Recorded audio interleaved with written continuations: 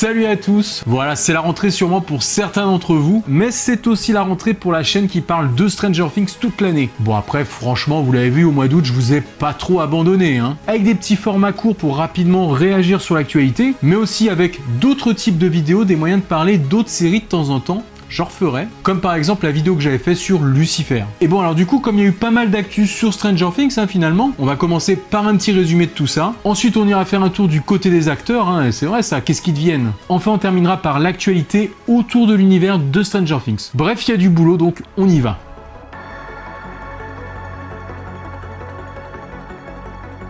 Bon alors en effet, pour ceux qui ont raté les vidéos de ce mois d'août, on a eu pas mal de trucs. Déjà 2 rumeurs sorties tout droit des couloirs de chez Netflix, soi-disant. La première de ces rumeurs, ce serait qu'apparemment un film serait en préparation. D'ailleurs, je vois que cette idée n'a pas enchanté tout le monde dans les commentaires. Certains parmi vous m'expliquaient qu'ils préféraient une saison supplémentaire plutôt qu'un film, qui est plus court à l'arrivée, donc c'est normal. Mais voilà, si c'était un film en plus de tout le reste, en plus de toutes les saisons qui doivent encore être produites, peut-être pour finaliser la série en beauté, moi je dis pourquoi pas.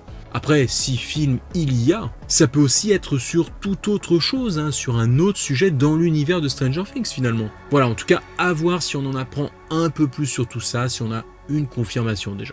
À côté de ça, la deuxième rumeur, c'est qu'on parle aussi d'un spin-off, donc d'une nouvelle série, une série dérivée dans l'univers de Stranger Things, une fois que la série serait terminée. Là encore, dans les commentaires, c'était mitigé, il y en avait certains qui aimaient beaucoup cette idée, et d'autres qui mettaient quand même une petite réserve là-dessus, surtout si ça venait continuer l'histoire de la série principale, avec des personnages adultes, comme le voudrait la rumeur d'ailleurs. Donc effectivement, l'argument qui revenait, c'était qu'en cas de loupé, ça pourrait un peu ternir la série originale aussi, c'est vrai.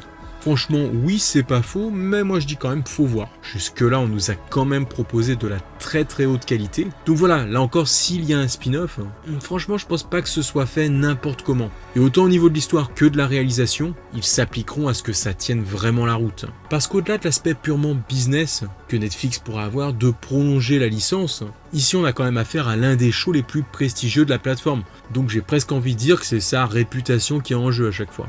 Donc voilà, si on a un spin-off sur Stranger Things, moi je reste très confiant au niveau de la qualité. Même si c'est vrai, la dernière fois je restais un peu dubitatif au niveau de l'histoire. Bon, moi de toute façon je demande qu'à voir.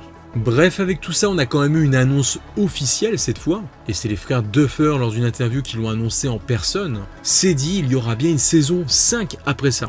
Donc là, une nouvelle majeure quand même. Et le fait de l'annoncer pendant la production de la saison 4, ça vient peut-être un peu plus confirmer justement que ces 2 saisons seront étroitement liées au niveau de l'histoire. S'ils se mettent déjà à teaser dès maintenant qu'il y aura une suite. De toute façon, c'est une demi-surprise, David Harbour l'avait déjà évoqué aussi, cette saison 5. Et de toute façon, vous avez été plusieurs à me le faire remarquer, la saison 4 n'a jamais été annoncée comme étant la dernière finalement. Et puisqu'on va par là, forcément maintenant, ça a donné naissance à une nouvelle rumeur qui a donné suite à cette annonce. Et cette rumeur, ce serait que la saison 5, par contre celle-là, ce serait bien la dernière du coup. Alors attention parce que là, contrairement à ce que certains articles pourraient dire, il n'y a rien d'officiel là-dedans. Non, c'est toujours qu'une simple rumeur pour ça. Alors après, est-ce que la série s'arrêtera au bout de 5 saisons ? Oui, c'est tout à fait possible. En plus, vous le savez perso, je suis pas très partisan des séries qui s'étirent sur 10 saisons. De toute façon, ce qui est sûr, c'est que c'est beaucoup trop tôt pour dire que la saison 5 sera la dernière d'une façon ou d'une autre. Et puis j'ai même envie de dire que même si c'était confirmé par Netflix à un moment donné, là encore, faudrait encore se méfier. Si je prends pour exemple Lucifer, tiens, ils avaient annoncé que la saison 5 serait la dernière, et puis finalement ils se sont rétractés pour dire qu'il y aurait quand même une saison 6. Donc chez Netflix, il n'y a pas de règle et tout peut changer à tout moment. En tout cas, voilà déjà pour ce petit retour en matière. Si vous voulez, vous pourrez toujours passer voir ces vidéos qui parlent de chacun de ces points plus en détail. Alors maintenant, reste à savoir s'ils vont bien recommencer le tournage le 17 septembre. Vous vous rappelez, c'était la date qu'on nous avait annoncée. Et en plus, c'est bientôt, donc on continue à surveiller tout ça. Voilà, en tout cas, maintenant, il est temps d'aller voir du côté des acteurs.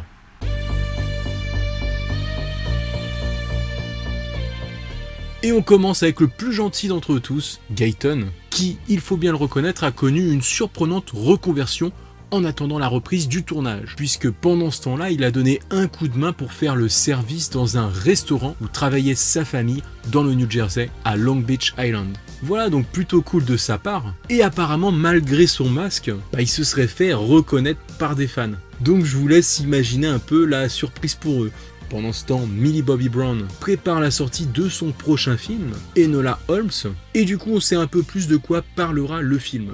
En gros, Enola Holmes, jouée par Millie, se réveille le matin de son 16e anniversaire pour découvrir que sa mère, interprétée par Helena Bonham Carter, a disparu. Enola finit par être prise en charge par ses frères, Sherlock, joué par Henry Cavill, et Mycroft, joué par Sam Claflin. Et ces deux-là veulent l'envoyer dans un internat pour filles. Cependant, Enola a d'autres plans. Maintenant, faut voir. En tout cas, ce sera sur Netflix à partir du 23 septembre, donc là, très bientôt. Ainsi, au cours d'une interview, la jeune actrice s'est quand même exprimée à propos de l'avenir de son personnage dans Stranger Things, et plus particulièrement par rapport à Mike. Alors bien sûr, ça reste juste son avis, mais si elle trouve que son personnage a traversé des moments difficiles au cours de la série, elle confie qu'elle espère une fin heureuse, et pourquoi pas une fin même très heureuse, puisqu'elle évoque carrément un mariage avec Mike. Apparemment, elle aimerait beaucoup une scène de mariage dans la série.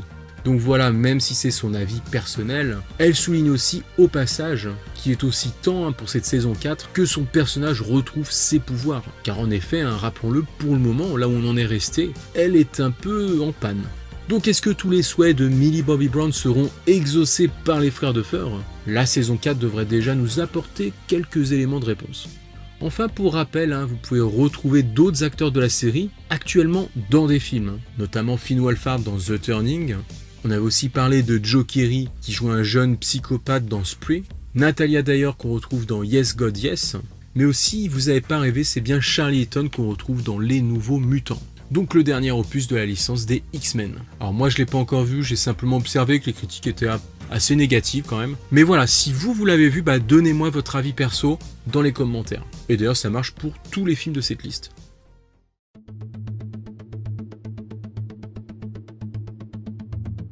Où en est-on pour la prochaine convention à propos de Stranger Things, le Stranger Fan Meet 4 ? Pour le moment, toujours au point mort. Même si tout de même la convention est maintenue, elle est confirmée, les organisateurs rappellent que dans le contexte actuel, forcément, il faudra prendre son mal en patience avant de pouvoir se projeter sur une date et sur un lieu précis. Niveau invité, c'est pareil, pour le moment, pas de plan sur la comète. Toutefois, pour rappel, en 3 conventions, comptant celle qu'il y avait eu à Londres, nous avions déjà vu Noah qui était présent à 3 reprises, Millie Bobby Brown à 2 reprises, et Joe Keery qui était venu passer une journée. Pour la prochaine, est-ce qu'on aura les mêmes ? Est-ce qu'on aura d'autres stars de la série qui viendront en surprise ? Ça aussi, ça pourrait être intéressant lorsque tout cela sera planifié. D'ailleurs, je profite de ce petit vrac pour reparler d'une série qui ressemblait un peu à Stranger Things et produite par Sean Levy, l'un des showrunners de Stranger Things en plus. Je pense bien sûr à I'm Not Okay With This.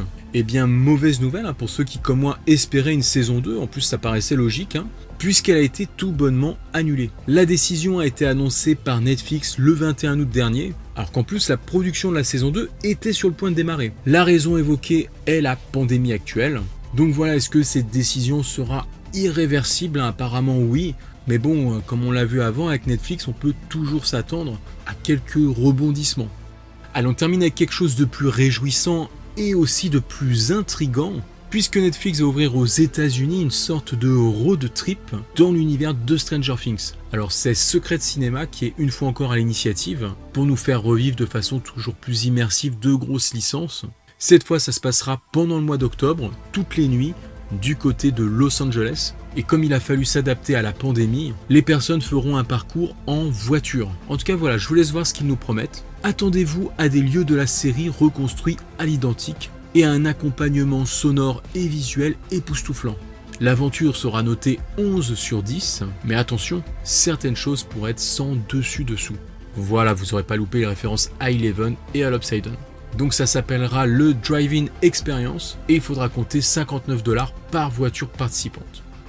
En tout cas, je sais pas vous, mais moi ça me rappelle un peu Jurassic Park avec cette histoire de parcours en voiture, parce que ça va mal tourner.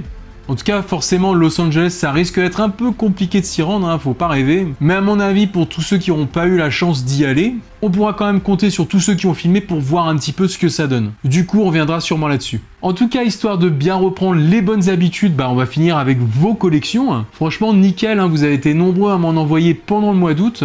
Du coup, là, j'ai au moins de la réserve pour les 3 prochains points actu. Donc, si votre collection n'apparaît pas aujourd'hui, soyez patient, ça va arriver. Et pour les autres qui connaissent peut-être pas la tradition, n'hésitez pas à filmer vos collections Stranger Things et puis à m'envoyer ça via Instagram. En tout cas, comme toujours, vous prenez soin de vous et de vos proches. À très bientôt, ciao les amis.